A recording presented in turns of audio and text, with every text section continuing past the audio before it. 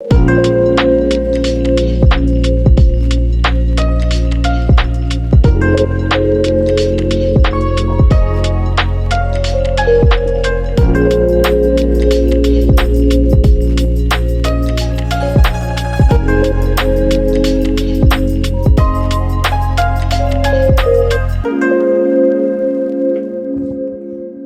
and welcome to K Wellness Diaries, the interview. Today, I am very excited to have one of my dear friends and someone who I admire as a professional and generally as a human as well.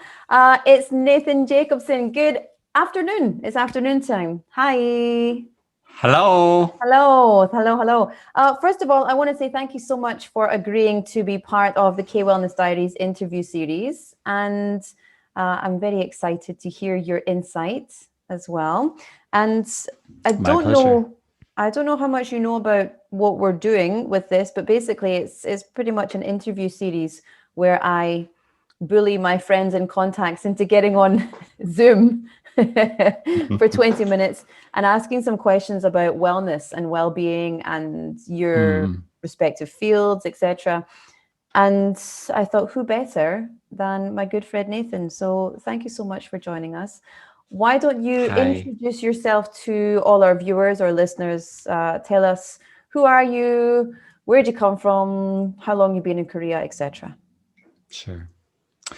So I'm Nathan, Nathan Jacobson, and I am originally from Wisconsin in the United States.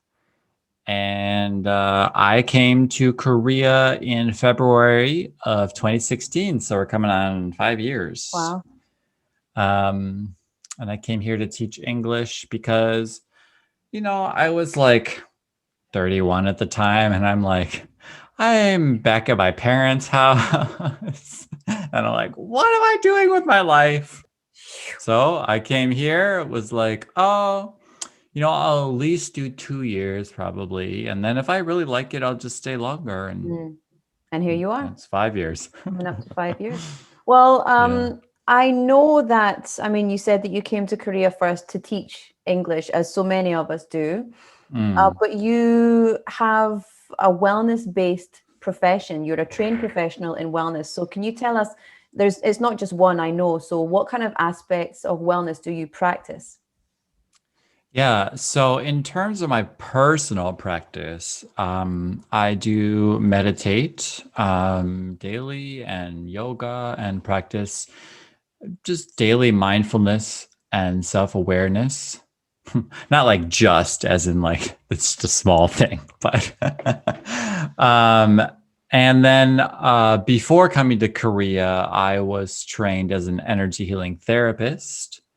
So I went to school for that for 4 years in Minnesota, of all places. A lot of people wouldn't expect that. But Minnesota's kind of the energy healing like mecca or like beginning of a lot of things in the States. It's I think the first state, don't quote me, but I think it's the first state to make energy healing legal Mm, as like an alternative treatment for things like cancer or other right. things like that, where you have agency to choose how you want to be treated. Um, though the modality I was trained in is definitely integrative. So I personally don't use the word alternative, as it could imply that I don't want to work with other modalities, or Right. that like I'm the alternative choice. It's more integrative. So there are many aspects of the person that, bless you, Thank you. that can be worked with traditional Western medicine, traditional Eastern medicine, Mm, medicine from different cultures, acupuncture, acupressure, chiropractic, massage, energy healing therapy. mm. You name it. They're, if the client feels that it's going to benefit them, I want to work with them, and when possible, communicate with their practitioners to create a healing plan for them. One that So works together with all the other modalities that are going on, because especially for me, I would go with an Eastern kind of approach as well as a Western approach. So sure, it's about combining those in a safe and responsible way. right. And being Okay. able to communicate between practitioners as well as with the client. Yeah. So, however, I decided to come to Korea and to work on myself and to Mm, grow as a person and grow because I felt like there were areas where I lacked in maturity and lacked in experience, mm, having lived in the same place, having a lot of my own experiences, but just felt like you know in the modality the it's called the rucha method that I was mhm, trained in. We go on the healing process ourselves. mm, So we work on ourselves before we guide someone through it. And so I felt like this was a way for me to do that. mm. So yeah, Yeah, it makes sense, right? When we start to study something, we first have to live it before we can practice it with other people. right, right. Mm. So I know that you just went through your Yoga Alliance teacher training. So Yes, I congratulations. did. You're a Thank you. certified yoga teacher. I just want to ask you about your teachers because I know that you have a couple of teachers, or at least one that Mm, I've heard you speak of before. mm, And so I'd love to hear about your experience in terms of learning from teachers and yes, who has inspired you, and why is it important to have those teachers in our lives. right. So I would say in terms of energy healing, the first sort of teacher or person I aspired to or learned the most from at the beginning was Barbara Ann Brennan, Mm-hmm. because I found her book right as I started college called Hands of Light, the first book. There's a series of three. And I was like, this is what I want to be doing. I don't want to be going to college right now. But I didn't see how to make that possible. So, but yeah, I was really interested in energy healing thanks to that book. And I just like devoured the thing and really wanted to do that. And then after near the end of my university, I found a practitioner who had gone to her school, gone to Barbara Brennan's school, and was practicing in Minnesota, where I was going to university. And so I went to see her. Her name is Shelley Stanger Nelson, and worked with her and took classes from her for, gosh, maybe a year and a half. And then she opened her own school of energy healing. Mm-hmm. So then I went to her school for 4 years, starting in 2010. And so she is probably the most influential teacher Mm-hmm. that I've had. Um, and then another teacher would be Shavasti, who's someone I work with now. He's my personal healer and supervisor as well when I'm seeing clients. So, small tangent, a supervisor is someone who if I have something going on, if I have some kind of issue or it brings up something in me to work with a specific client, then I would take that to my supervisor and work through that so that I can be um, a better healer for my client, so that I'm working on, whatever it is. I mean, it could range from anything. But Mm-hmm. so Shivasti is family constellations and ancestral healer. Mm-hmm. So he works with the whole family dynamic and all of the things that come from being born into someone else's story. So when we're born into our family, we're born into this whole story that's been going on for generations. Mm-hmm. And that can do a lot of things to us. Mm. And so it's becoming aware of what's ours and what's not, and Mm. processing all of that. So So I where see you are, him every month. so where you are with that, then I just want to move straight into it. What exactly does energy healing entail? What is it? Mm, What is it not? Who is it for? Who may or may not benefit? Drawbacks, right. positives? Because we're talking. I'm an energy healer. I was trained in energy healing. Yeah. What is that? Yeah. So that's actually one of the biggest drawbacks to energy healing is that energy healing is still very much shrouded in mystery, jargon, and mysticism. Mm. And pseudoscience as well. Mm. So, energy healing gets kind of this woo woo rap put on it. Mhm. It's like, oh, that's so out there. And, it's similar to like, how yoga was a long time ago. Yoga was exclusively for the select few. Mm. And, it wasn't for the general population, nor were the Vedas and all this, stuff. It was so that's like one of the biggest drawbacks. Energy healing is you can equate it to like psychological therapy because your human energy consciousness system comprises the physical body, the energy bodies, which is your personality and psychology.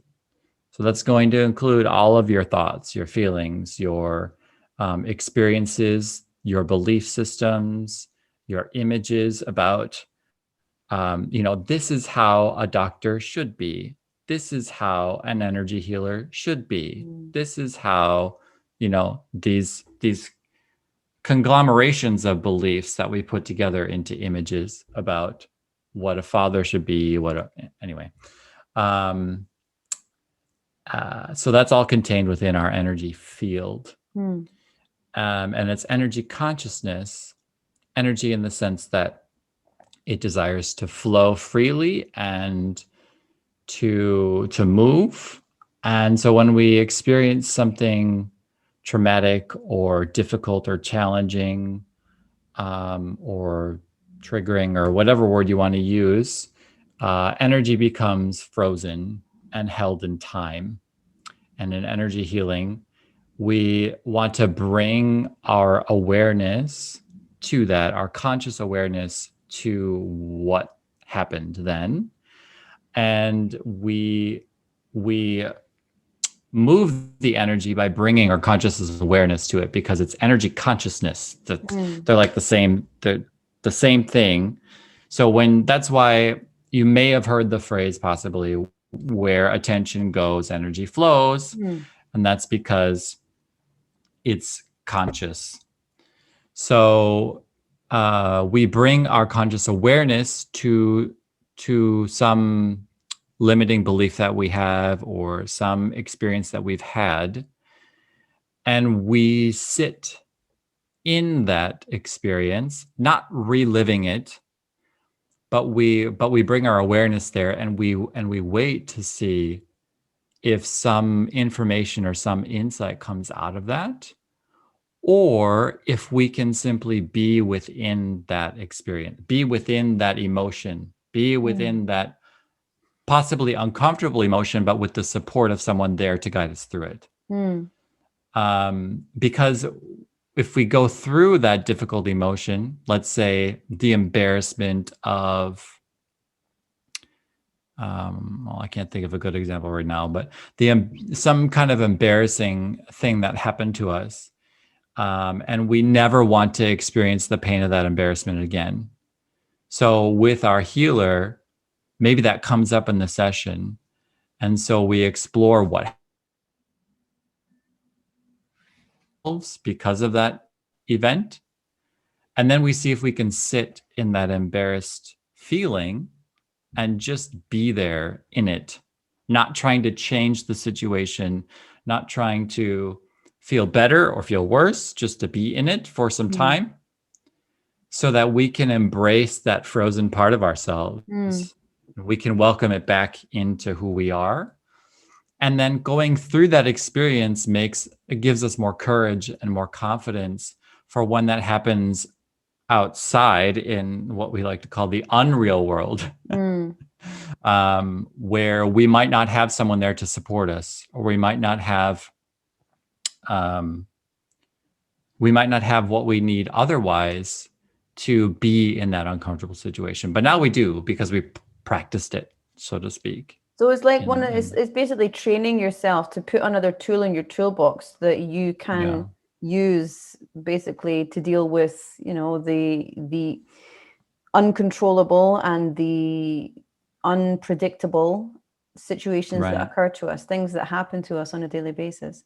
Yeah, it's very easy to be mindful when you're sitting in your room on your cushion and relaxing and everything's controlled and you're there on your own. And then when you go out into the big world, or your kid comes over and starts screaming at you, that's why it's called practice, because you need to get good at it to be able to employ it in those difficult times.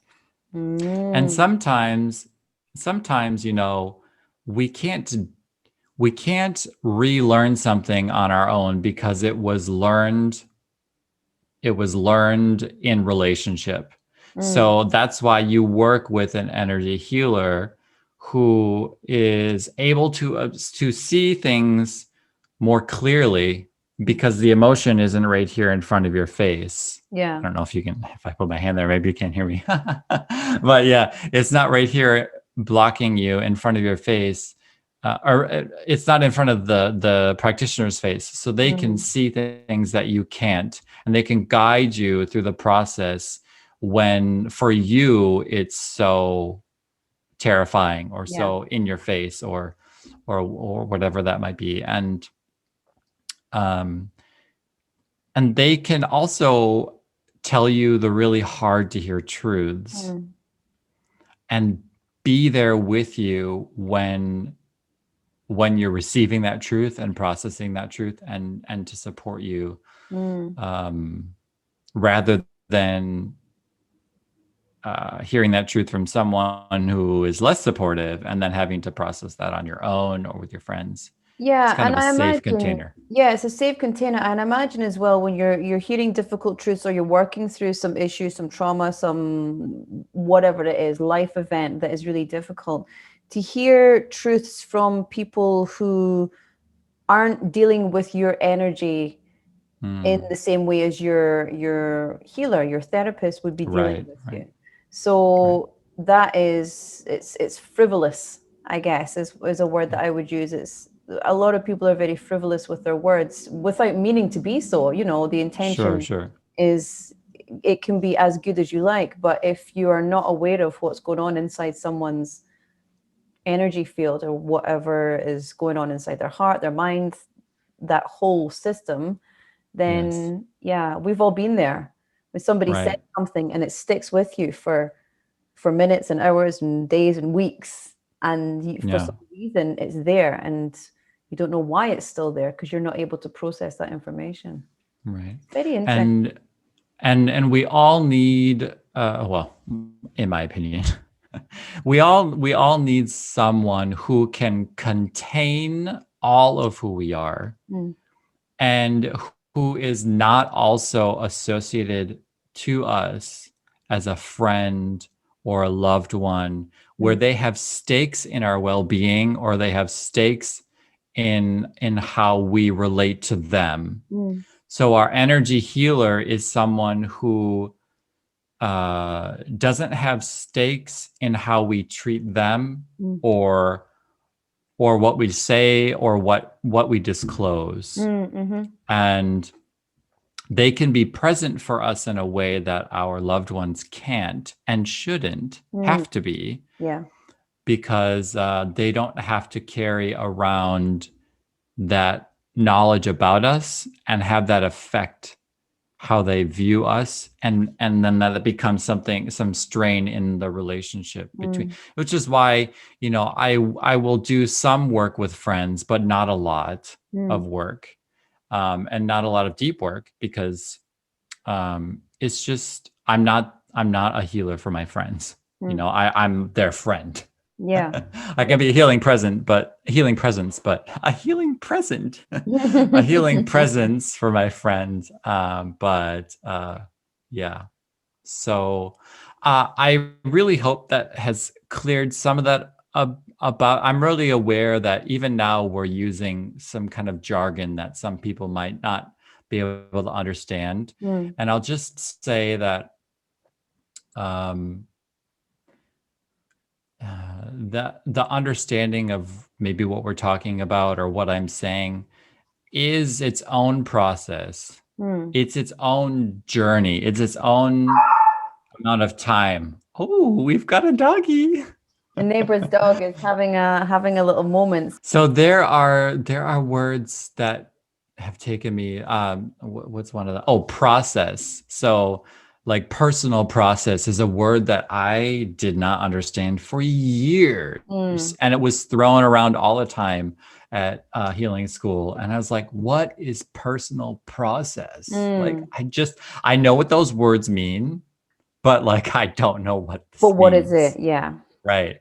And what I've come to realize is that it means, one, at least most importantly to me, it means that it takes time, and that it is not something that's finished, but it does finish, if that makes sense. And that you're going to go through a series of experiences or a series of insights or a series of emotional expressions, and that's part of your process. And then processing emotion means giving the space and the time for that emotion to live. So often we try, myself for sure, we try to get through difficult emotions as fast as possible, and we don't allow them their process. We don't allow them their space and their time. We try to hurry them along. And so then they end up taking longer because we didn't take the time to let it process. Yeah. To let it live. To let it go from, beginning to end. Yeah. The way it needs to go. It's like I always see it like a spark, there's a spark at the beginning, and then there's a flame, and the flame is the height of the discomfort, and then it kind of fades away, and until the embers stop burning, you're still dealing with it. So for me, every morning I burn, when I'm meditating, before I do yoga and while I meditate, I burn a Palo Santo stick. It's like incense, sacred wood. So I burn it. And for me, every single time I look at it, I just love the smell. I love the meaning behind it and everything. But it always reminds me of life. And I always think, the beauty of it, the flame is there just in an instant, and then it fizzles out, and then the smoke continues. And that's the energy, that's the residual energy. It's there for a long time, and it needs to have that process. So without going through that process. Yeah.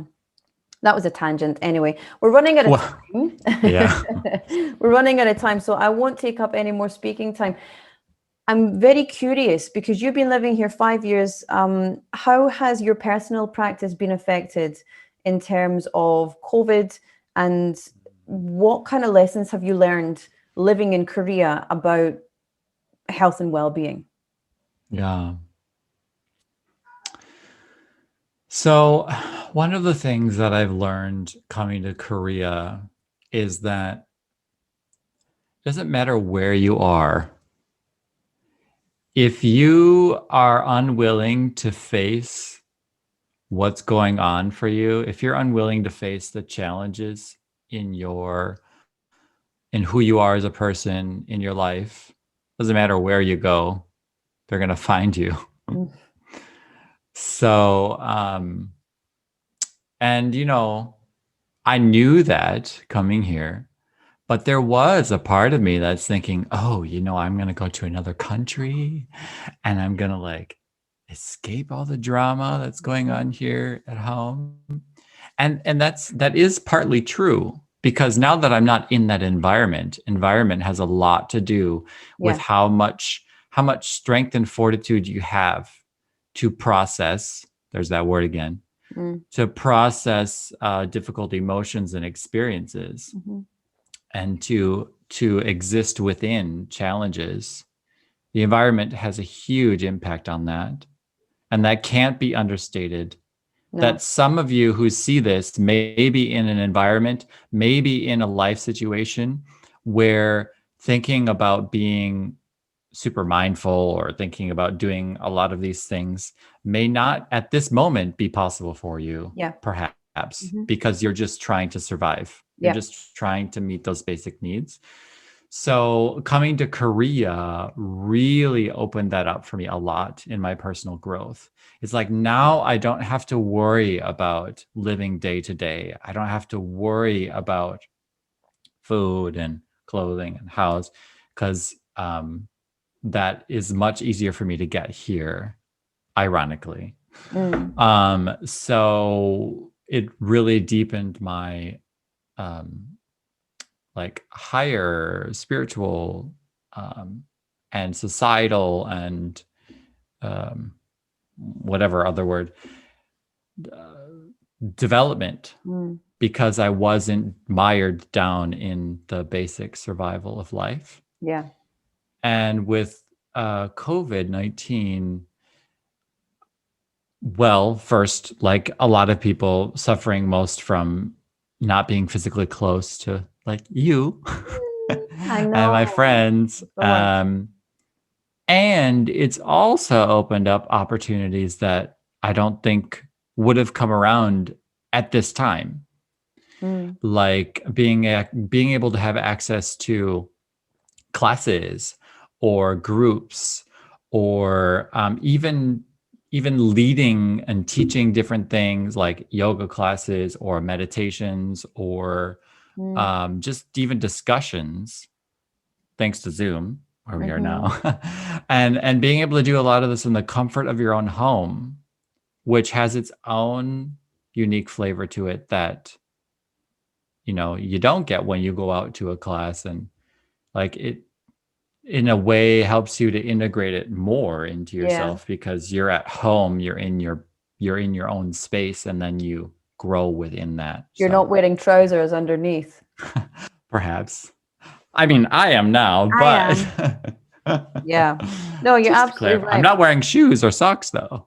Oh, I'm wearing socks. But Oh. it's funny you say that because I think one of the things that COVID-19 really did across the world is it disconnected people from their families and their friends. But at the Mm, same time, I think it really connected us as a global population. We're all going mm, through this very difficult time. Some of us are having it a hell of a lot worse than other people. And right. but we're all going through this same situation and we're feeling it at different levels of severity. It's having different impacts Mm, on us, some economic, some financial, some mental health, etc. mm, But it's something that has brought us collectively as a people together. And another thing, just to point on you talking about, has brought this kind of stuff into our homes. I think that's deepened our connections in some way, because if you see your yoga teacher at the yoga studio, then mm, that's got a very different, like you said, a different flavor to it. But when you see your mm, yoga teacher in their apartment in pajamas, mm, you mm, feel mm. this deeper, more human connection that the facade has Right. almost dropped. And so you're able Right. to connect with someone in their environment while you're in your environment. So you've both got this kind of comfort blanket. You've got this backup with you Right. because you're in Right. your environment at the same time they're in their environment. So it's given us this chance to simultaneously not be with each other but be even more with each other and have Right. Right. To glimpses kind into of who we are. pull back the curtain, Yeah, about, making everything look perfect at the yoga studio, for right. example. Yeah, But yeah, yeah, absolutely. Okay, so I'm going to wrap up this. I'm going to yes, wrap up this interview because I don't want to keep you too long. You're very busy, and I know that. Is there any, or are there any really beautiful moments of wellness that you've experienced here in Korea that you'd Yeah. like to share? And Yeah. also, my final question, your advice that you would give to anyone who is looking to improve their well-being and perhaps thinking about moving to Korea or are already in Korea. What advice would you give to people, I guess, K-wellness related? What would be your advice? Yeah. So, first, the most beautiful moments that I've had here in Korea, specifically with um, wellness, I mean, it's going to sound cliche. It's true, though, are the relationships that I've developed through the community.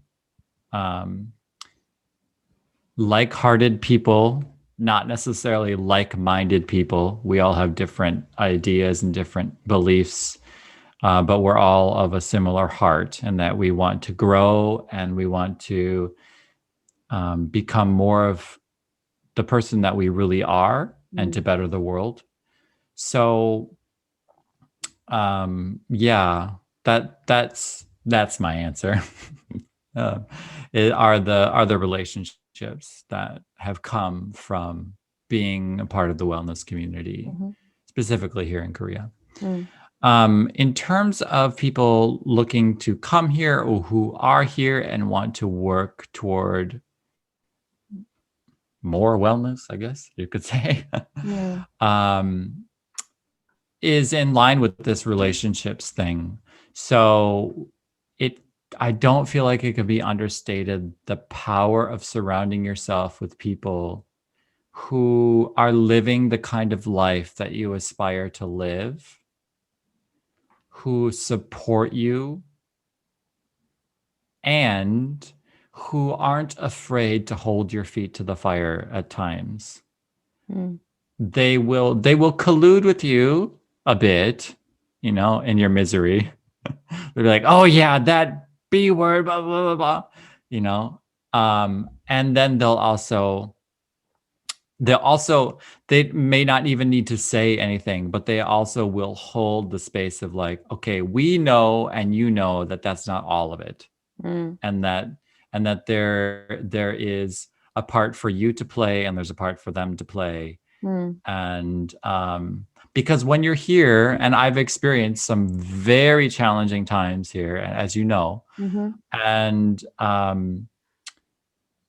you're going to experience those. And so you really need to have the support of those around you. And if you have trouble finding that, but you're into wellness, then we at WellMi can help you. We're here. But it's true though. And yes. And as you work on yourself, and so as you work on yourself, these friends will come as well.